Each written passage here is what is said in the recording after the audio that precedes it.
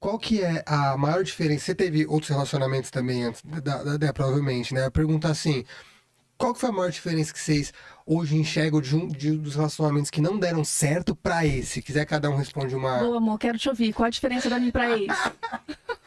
É basicamente isso que você tá perguntando. Ah, não, do relacionamento em geral, assim, não sei. Quando eu vivi um relacionamento de 14 anos, então quando você vive um relacionamento muito jovem, que você ainda não tem uma estrutura emocional, você ainda não tem uma estrutura financeira, quando você ainda não tem a sagacidade de viver um relacionamento, tudo é mais difícil, né? Já é difícil ter um relacionamento, não é molezinha. Se entregar, ser de verdade, ser inteiro, ser íntegro, ser sincero, ser livre dentro do relacionamento, que é quase impossível.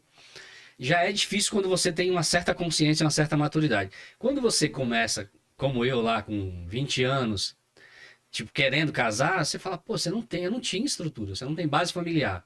Você vem todo ferrado de questões emocionais que você viveu na sua construção familiar com seu pai, com a sua mãe, e você pega outra pessoa também que, pô, que às vezes se ferrou, às vezes abortou, cada um tem sua história. Às vezes já passou por um relacionamento abusivo e também não tem uma maturidade. Eu acredito que precisa de maturidade. Então a diferença do relacionamento com a Déia para outros relacionamentos que eu vivi, a primeira foi que a Déia realmente me encantou.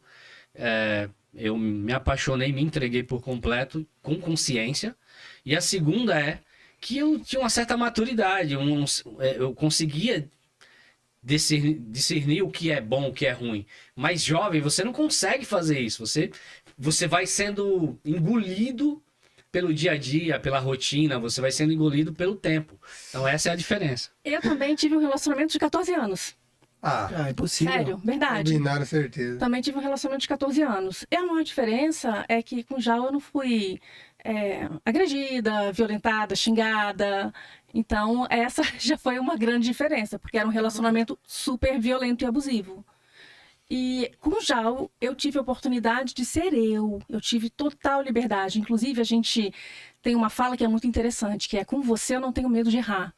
Então, eu experimentei um nível de liberdade, que é o que o Jal está falando aí, que foi, para mim, era impossível aquilo. Então, acho que foi a primeira vez que eu fiz o que eu quis, com muita convicção do que eu estava fazendo. Acho que foi a primeira vez que eu amei. Eu era louca para saber o que é isso, sabe? Eu não tinha muito essa questão de querer ser amada, mas eu queria experimentar o lance de amar alguém.